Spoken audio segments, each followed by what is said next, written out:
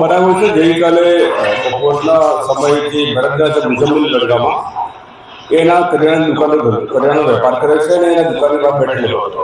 એ દરમિયાન થોડી વાર પછી એની પત્ની જે ફરિયાદી છે એને જોવામાં આવેલું નહીં, પણ બર્ગની સ્કૂટર ઉપર બે જણા વચ્ચે બેસાડીને લઈ જતા હતા એવું એને જોયેલું. ત્યાર પછી એને એનો દિયર બંને જણા છે એણે એની તપાસ કરેલી અને તપાસ દરમિયાન જે ફઝલ ખાન કરીને છે એની પાસેથી એને 1,60,000 રૂપિયા હાથ ઉછીના લીધા હતા.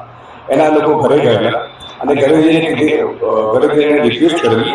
એ દરમિયાન જે ભરતલાલ છે એનો મિત્ર છે સલમાન કરીને એના ફોન પર કોન્ફરન્સ કોલમાં જે ફઝલ ખાન છે એને વાત કરાવેલી ફરિયાદીને અને કીધેલું કે ભાઈ જે પૈસા છે આપી દે એમ કરીને જે મરણનાથ છે એની પાસે વાત કરાતા મરણનાથે ફરિયાદીને એવું કીધું કે પૈસા જે હોય તે આપી દે, આ લોકો મને ખૂબ માર મારે છે. તેથી તે ઘરે બધાને રિક્વેસ્ટ એટલે ઘરવાળા એવું કે તમે અત્યારે જતા રહો, સાંજે ઘરે આવી જશે. ત્યાર પછી મોડે સુધી ઘરે નહીં આવતા ફરિયાદી રિયાદને બધા સખત પોલીસ સ્ટેશને ફરિયાદ કરવા આવતા ત્યાં એ લોકોને જાણ થતી કે એના જે પતિ છે એનું સારવાર દરમિયાન મરણ થયેલ છે. ખરેખર આ બાબતે સખત પોલીસે તાત્કાલિક તપાસ હાથ ધરતા હકીકત એવી આવી છે કે ફઝલ ખાન છે એની પાસેથી મરણના પૈસા હાથ ઉછીના લીધા હતા. ત્યાર પછી જે ફઝલ ખાન એના માણસો અવારનવાર એમના ઘરે આવતા હતા, પણ આ જે મરણના છે ઘરે મળી આવતો ન હોય જેથી એને બીજા એના કાકા છે રબનવાજ ખાન પઠાણ એને વાત કરેલી.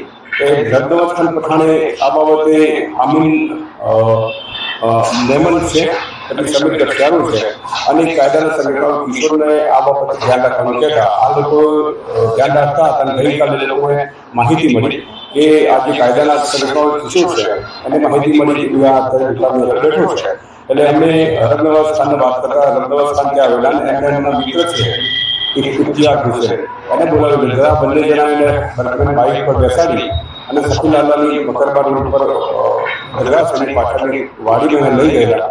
ત્યાં જે ફઝલ ખાન અને બીજા જે આરોપી આવી ગયા ત્યાં પ્લાસ્ટિકની પાઇપથી મૃતકોને માર મારેલો, પછી સારવાર માટે લઈ ગયેલા. ત્યાં મરણ જાહેર કરવામાં આવેલો હતો. હા, આરોપી જેમાં જે મેઇન ફઝલ ખાન છે વિજલપુર પોલીસ સ્ટેશનમાં મારામારીના ગુના છે એ સિવાય જે મુખ્તિયાર હુસેન છે એ સખત પોલીસના ઇન્ડિવિજ્યુઅલ ગુનામાં પકડાયેલો છે.